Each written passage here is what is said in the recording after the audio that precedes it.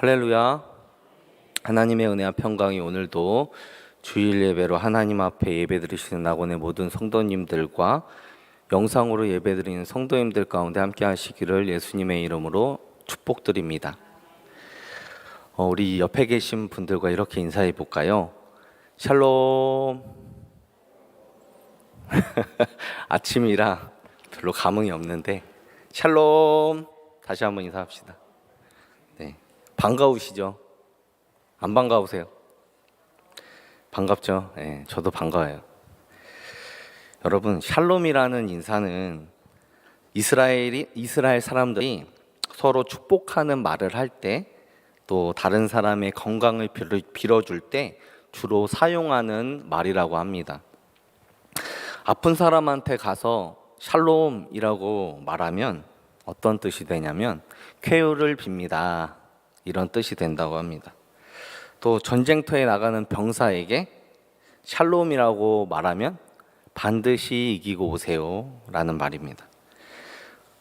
바다로 출항하는 어부에게 샬롬이라고 말하면 만선에서 돌아오세요 라는 뜻으로 쓰인다는 단어입니다. 국가가 위기 상황에 처했을 때 사람들은 샬롬, 샬롬, 샬롬 이렇게 3번을 외친다라는 거죠. 이렇게 3번이나 외치는 그 뜻은 뭐냐? 이 땅에 평화를 주옵소서, 그런 간절한 기대감으로 외친다라는 것이죠. 여러분, 벌써 이스라엘의 인사법에서부터 이스라엘 사람들이 얼마나 평화에 목말라 있는지를 우리는 알 수 있습니다. 이스라엘도 우리나라와 같이 분단 국가입니다. 그래서 여전히 그들은 팔레스타인들과 함께 그 사람들과 함께 총칼을 겨누며 대치하고 있는 상황이죠. 그러한 분쟁과 전쟁 가운데에서 어떻게 꼬인지 모르는 그 엉켜있는 그 고리 가운데 아무리 풀려고 해도 풀리지 않는 그러한 상황 가운데 그들이 무엇을 갈망하겠습니까? 이스라엘의 평화. 평화의 나라가 임했으면 좋겠다, 그렇게 생각하지 않았을까요? 구약 성경을 찾아보니까 평화라는 단어, 또 평안, 평강이라는 단어로 쓰이는 이러한 의미로서 부여된 이러한 히브리어가 샬롬인데, 이 샬롬이라는 단어가 209회나 사용이 되었다고 합니다. 그리고 신약 성경을 찾아봤더니 같은 의미로 사용된 단어가 에이레네라는 단어인데, 이 단어는 신약 성경 통틀어서 92회나 기록이 되어졌다라고 나옵니다.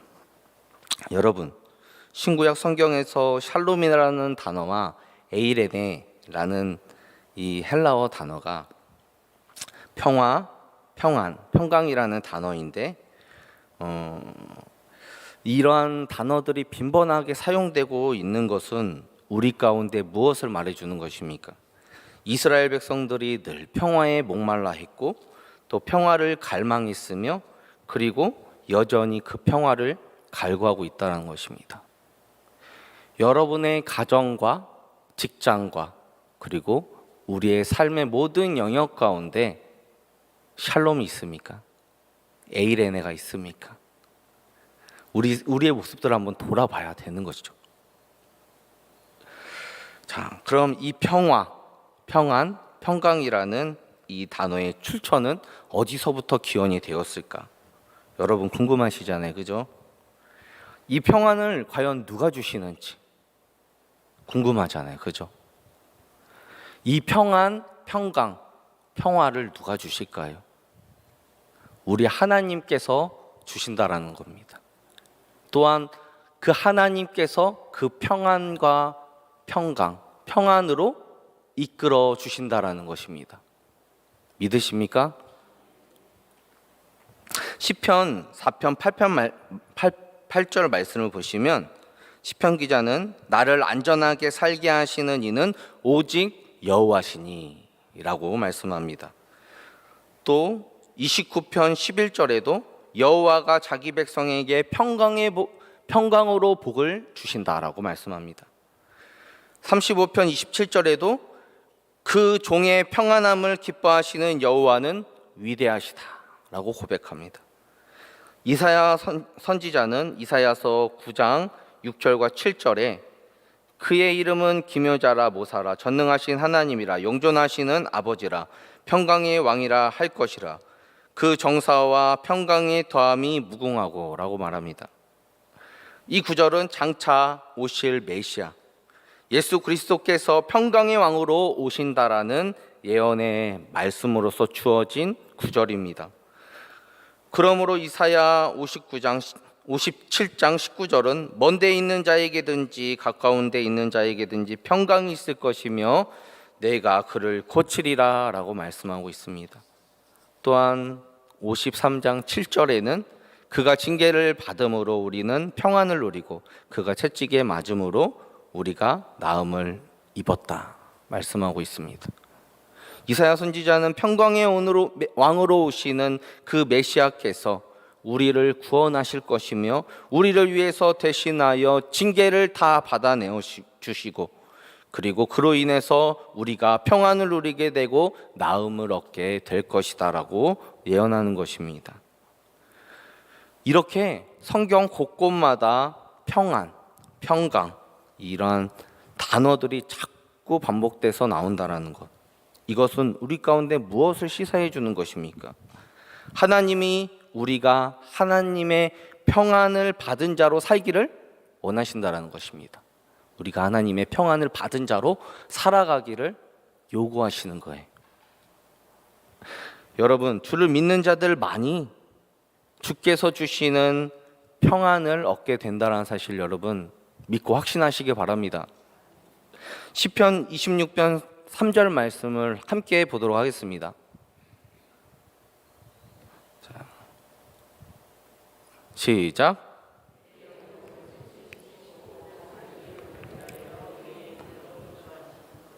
네. 사도 바울은 데살로니가 후서 3장 16절에 이렇게 말하기도 했습니다.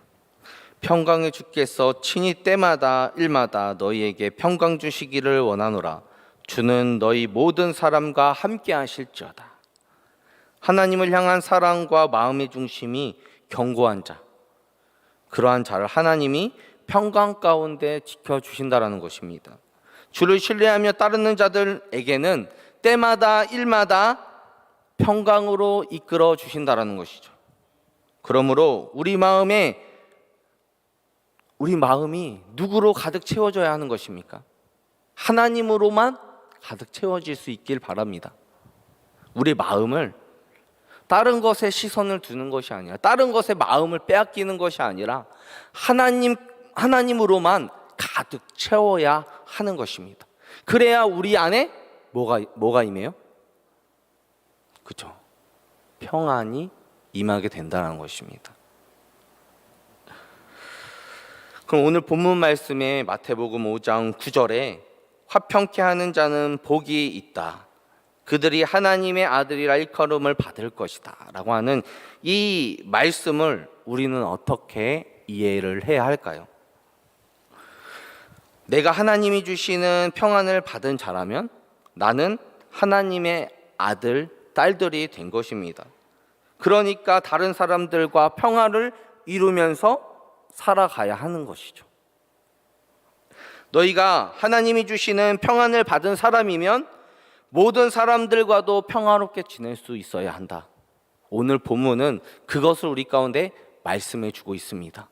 우리는 이미 하나님으로부터 평안을 받은 자들이라는 거예요. 그러니까 우리는 이제 세상 사람들에게, 모든 사람들에게 우리가 화목하게 지내는, 그들과 화목하게 지내므로, 그들과 화목하게 함으로 하나님의 영광을 드러내는 도구로 하나님께 쓰임 받아야 한다라는 것입니다. 내가 하나님이 주시는 그 평안을 받은 자라면 기꺼이 나는 화목해 하는 자가 되어야 한다. 1차적으로는 하나님과 평화롭게 지내는 것을 말하는 거고, 2차적으로는 모든 사람과 우리가 평화롭게 지내야 한다. 너희가 하나님이 주시는 그 평안을 받은 사람이면 모든 사람과 평화롭게 지내라. 우리 가운데 교훈의 말씀으로 전해주시는 겁니다. 그래서 사도 바울은 로마서 12장 18절부터 21절에 이렇게 말합니다. 할 수 있거든 너희로 모든 사람과 더불어 화목하라. 그리고 너희가 친히 원수를 갚지 말고 하나님의 진노하심에 맡기라. 내가 저 사람을 심판하고 내가 저 사람에게 어떤 징계를 주고 저 사람을 나무래고 저 사람에게 고통을 가하고 그런 게 아니라 모든 것을 하나님 손에 맡기라는 거예요. 그를 심판하시는 것도 하나님이시며 내 원수를 내가 심판하는 것이 아니라 하나님께 맡겨드리라는 거예요. 이러한 모습이 바로 그리스도인의 삶의 모습인 것입니다. 여러분, 그래서 절대로 교회 안에서 싸우지 마세요. 히브리서 12장 14절에도 모든 사람들과 더불어 화평함과 거룩함을 따르라고 말씀합니다. 그런데 이 구절 뒤에 어떤 말씀이 나오냐면 아무도 주를 보지 못하리라. 무서운 말이죠. 화평함과 거룩함을 너희가 따르지 아니하면, 다른 사람과 화평함과 거룩함을 맺지 못하면 너희가 나를 보지 못한다. 우리 가운데 경고의 메시지를 전해주시고 계십니다. 우리는 오늘 주님이 주시는 은혜를, 그 은혜를 사모해서 예배의 자리에 나왔습니다. 그런데 예배를 드리면서 왜 은혜가 안 돼요? 오로지 머리에 온통 세상 걱정으로 가득하기 때문에 은혜로 채워지지가 않는 것입니다. 하나님으로 채워야 되는데 내 머리와 내 마음 중심에는 누가 있습니까? 세상이 있는 거예요. 다른 사람들과 관계가 온전하지 못하니까 오로지 다른 사람과의 그 관계에만 집중합니다. 하나님과의 관계에는 아예 집중하려고 하지도 않아요.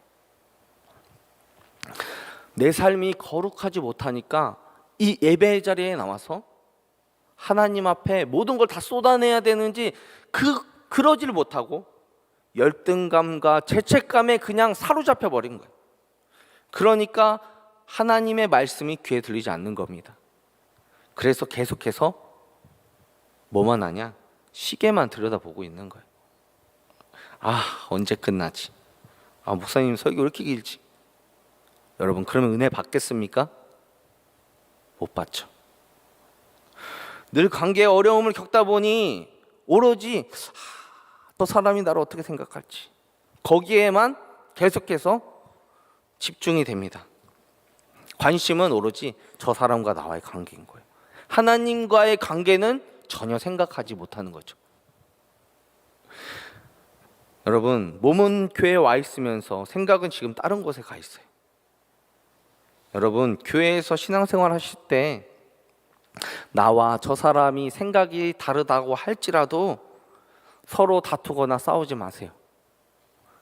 나에게 상처되는 말, 저 사람에게도 상처가 됩니다. 그러니 어떻게 해요? 서로 참아주고 인내해 주시길 바랍니다.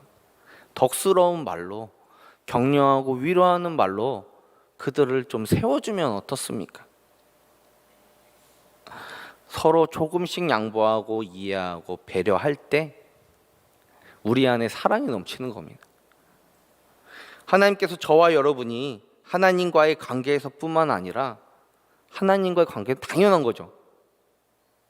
그리고 모든 사람들과도 화평을 이루기를 원하신다라는 겁니다. 우리가 이 세상 가운데에서 하나님과 또 사람과의 관계 가운데 트러블 메이커가 아니라 피스메이커로 살기를 주님은 원하신다는 것을 여러분 기억하시기 바랍니다. 로마서 5장 1절 말씀 함께 읽겠습니다. 시작.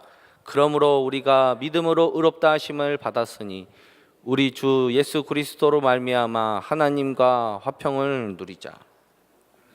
이 말씀은 사도 바울이 로마 교회의 성도들에게 쓴 편지입니다.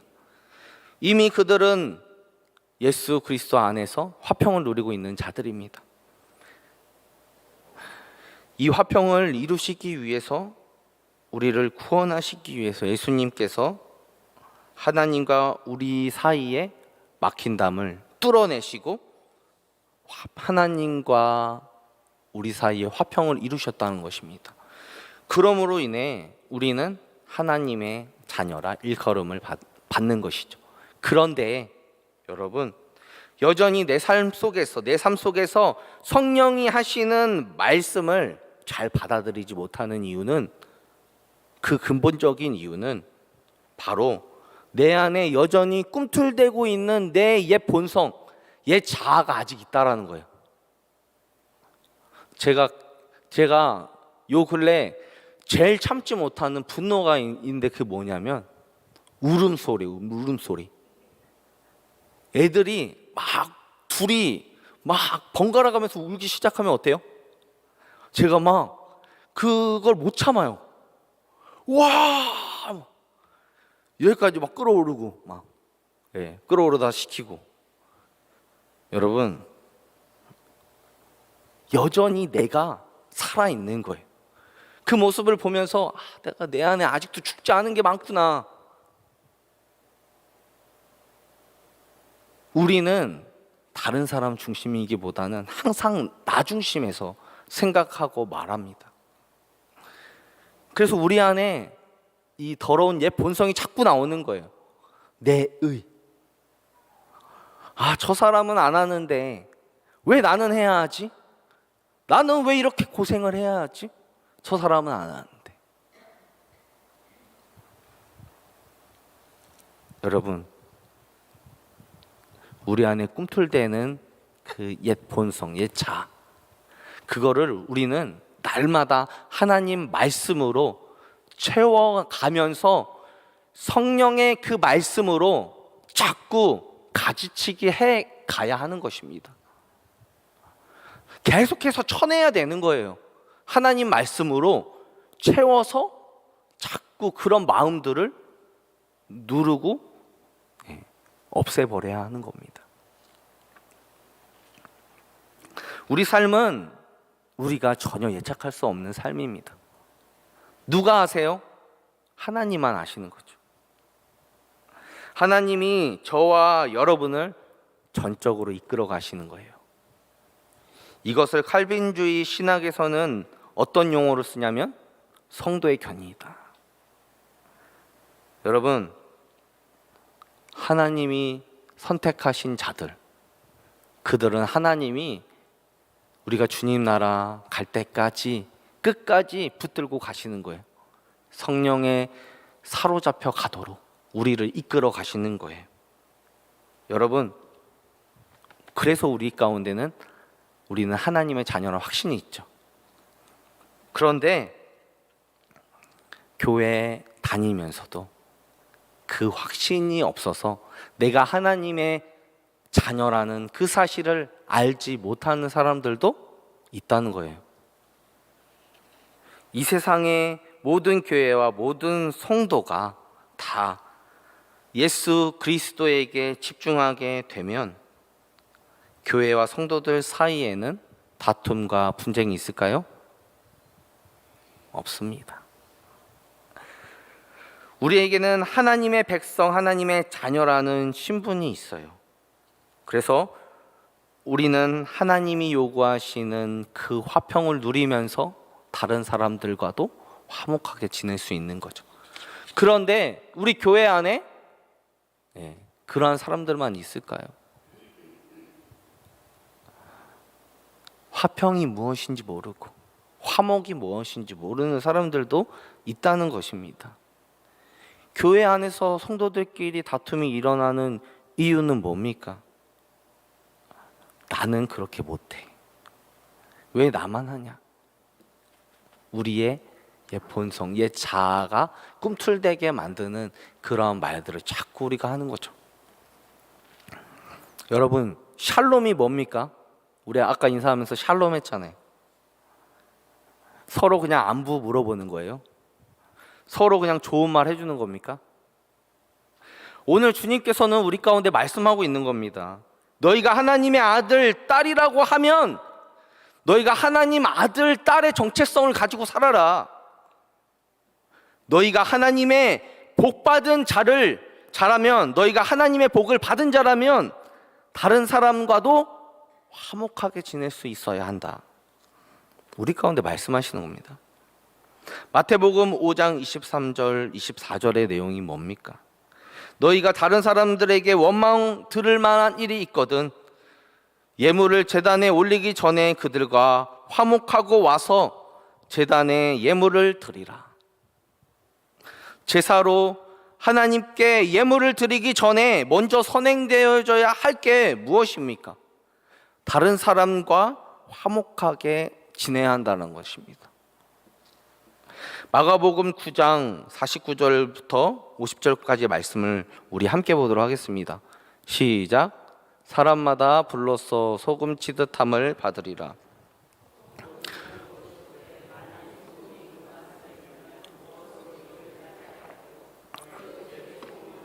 서로 화목하라 하시니라.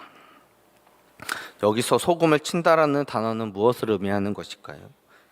바로 철저한 자기 부정과 포기를 내포해 주는 단어입니다. 이 말씀을 누가 하죠? 예수님께서 제자들에게 하고 계신 거죠. 예수님을 따르면서 제자들이 죄의 유혹에 미혹되지 않게끔, 또한 세상으로부터 너희가 거룩해야 한다라고 가르치시는 겁니다. 하나님의 자녀라는 그 구별된 자로서의 그런 분별력을 가지며 소금으로서의 맛을 너희가 잃어버리지 말아라. 그렇게 말씀하시는 거죠. 그럼 우리의 정체성이 과연 뭐냐? 우리는 많은 사람들을 하나님께로 이끄는, 먼저 하나님께로부터 받은 그 사랑을 증거하는 자들입니다. 또한 하나님께서 주신 평안을 다른 사람들에게도 똑같이 화목하게 지내며 그들을 평안 가운데로 인도해내는 그 인도자의 역할들을 우리가 감당해내야 한다는 것입니다. 예수님께서는 하나님 나라는 인간의 어떤 노력과 무관하며 이 땅에서 평화롭게 살고자 노력하는 자들만이 하나님의 아들, 딸들이 될 수 있다고 선언합니다. 그러므로 하나님의 아들이라 일컬음을 받는 자들은 누구입니까? 화평케 하는 사람이라는 것이죠. 여러분, 저와 여러분들이 그런 사람이라는 거예요.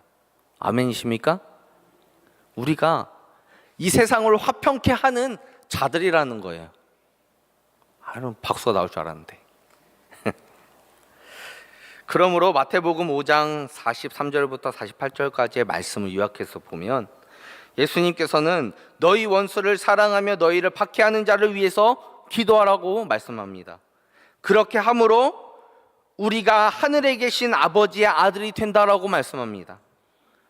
내가 사랑할 수 있는 사람만 사랑하는 것은, 그거는 누구나 다 할 수 있는 거죠. 그러나 절대 사랑할 수 없는 원수를 사랑하는 것은 우리가 하나님의 아들이라는 그 증거입니다. 여러분, 자기 아들을 우리에게 다 내어주시기까지 우리를 사랑해 주신 그 하나님 아버지의 그 사랑과 은혜를 먼저 경험한 우리가 이제 세상 사람들에게 나가서 모든 사람들에게 그 화평을 말해줄 수 있는, 그리고 몸소 보여줄 수 있는 저와 여러분들이 되어야 하지 않겠습니까? 여러분, 그렇게만 된다면 우리 안에는 진정한 샬롬을 경험하게 될 겁니다.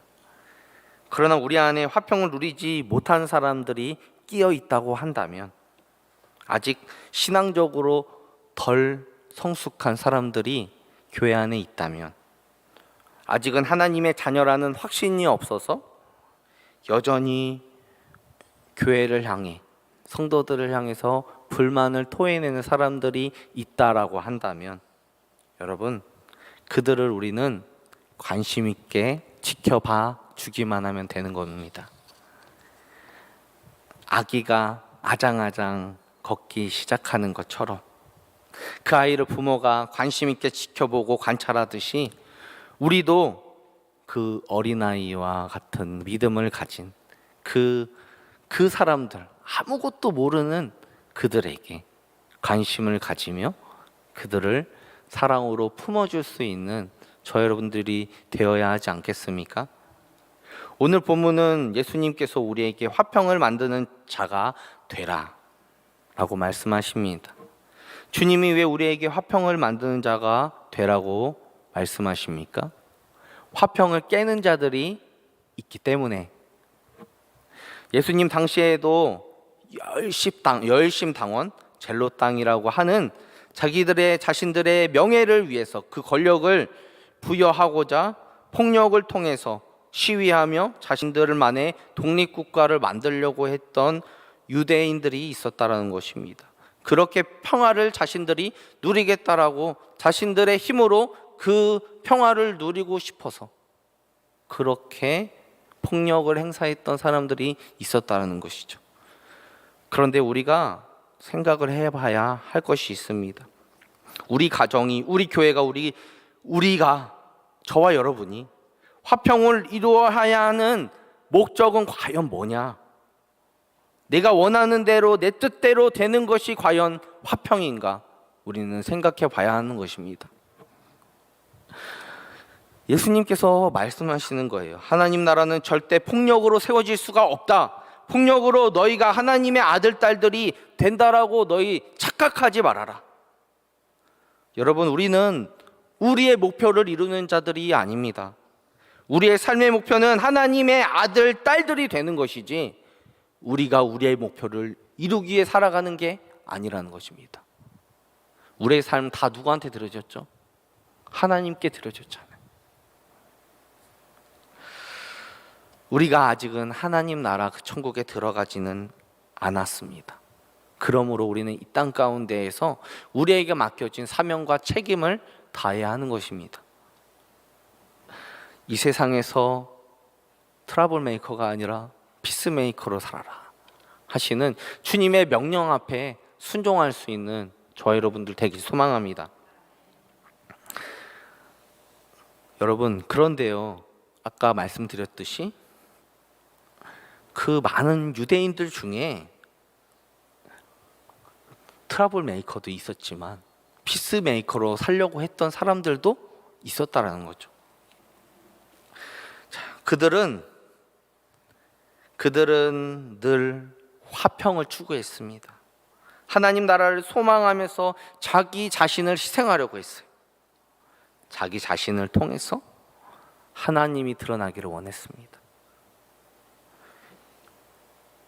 그러면 우리는 한번 생각해 봐야 하는 거예요. 나는 과연 이 세상에서 트러블 메이커로 살아가고 있는지 아니면 피스메이커로 살아가고 있는지 나 자신은 오늘 점검해 봐야 하는 것이죠. 우리가 서로 저 사람 어떤 사람인지 잘 모르잖아요. 그렇죠? 그래서 우리는 이렇게 물어봐야 됩니다. 당신은 하나님의 아들입니까? 자, 우리 옆에 분에게 한번 얘기해 보세요. 당신은 하나님의 아들입니까? 빨리 얘기해 보세요. 네. 서로 이렇게 물어봐 줘야 되는 거예요. 오늘 교회에 처음 나오신 분들이 있어요. 그러면 그들에게 우리가 다가가는 거예요. 그래서 이렇게 물어보는 거죠. 오늘 교회 처음 오셨나 봐요. 제가 도움을 좀 드리겠습니다. 우리 교회 새가족실은 여기고 수예배실은 여기고 본당은 3층입니다. 2층은 교육자실이 있습니다.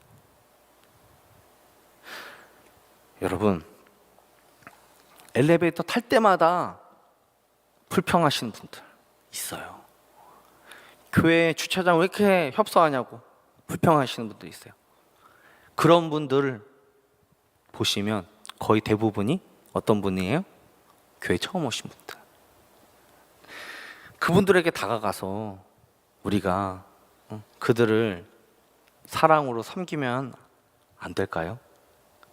그들과 싸울 필요 없잖아요. 그들은 아직 덜 성숙한 사람이니까, 아직 하나님을 잘 모르니까. 우리가 하나님의 자녀라면, 하나님의 평안을 받은 자라면 그들과 화목하게 지내야 되지 않겠습니까? 다시 한번 우리 서로 인사를 했으면 좋겠어요. 당신 하나님의 아들입니까? 당신은 하나님의 딸입니까? 맞죠? 네. 그래서 우리는 불신자들, 초신자들에게 교회를 방문하면 안내해야 되는 거예요. 사랑으로 그들을 지켜봐주고, 그들을 관심 있게, 그들을 위해서 그들이 하나님의 사람으로 세워질 수 있도록 기도하고, 또 나의 삶을 통해서 섬길 수 있는 자들이 되어야 할 줄 믿습니다. 맞고 틀리고 따지지 마세요. 그냥 그를 바라봐 주세요. 인내해 주세요. 기다려 주세요. 아시겠죠? 말씀을 정리하겠습니다. 하나님께서는 예수 그리스도의 십자가로 자신과 우리를 화목하게 하시고, 그리고 화목하게 하라는 그 말씀을 통해서 평화의 복음을 우리 가운데 전하라고 부탁하십니다.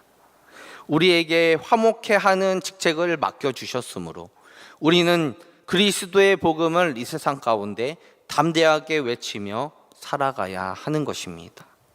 이 평화의 복음을 우리의 삶을 통해서 증거하고 전하는 자들 되기를 소망합니다. 이제부터라도 화목해 하라는 주님 명령에 순종합시다. 우리 안에서부터 평화를 이뤄갑시다. 우리 낙원 제1교회가 화평을 이루는 하나님의 아들, 딸들이 모인 공동체가 될 수 있도록 여러분의 삶의 자리에서 그렇게 화평케 하는 자로 살아가시길 바랍니다. 하나님의 아들, 딸들로 살아가시기를 바랍니다. 이것이 바로 주님이 우리 가운데 요구하시는 하나님 나라를 누리는 자들의 삶인 것입니다. 여러분, 절대 서로 싸우거나 다투지 마세요. 서로 분쟁하거나 다투는 교회는 건강한 교회가 아닙니다. 건강한 교회는 어떤 교회예요? 서로 섬기는 교회, 서로 인내해 주는 교회, 서로 배려하고 사랑해 주는 교회, 그런 교회가 건강한 교회입니다. 우리 안에서 그 사랑이 뿜어져 나올 수 있도록, 내 안에서부터 하나님으로부터 받은 그 사랑으로 내 마음이 풍성하여지고, 내 안에서 그 터져 나오는 그 은혜와 그 감격과 그 기쁨이 내 삶의 모든 영역에 미쳐서 정말 많은 사람들과 화목해 지내며 화평을 이루며 또 그들에게 평화의 복음, 예수 그리스도의 복음을 증거할 수 있는 자로 살아가시는 우리 낙원의 모든 성도님들 다 되시기를 예수님의 이름으로 축복합니다. 기도하겠습니다.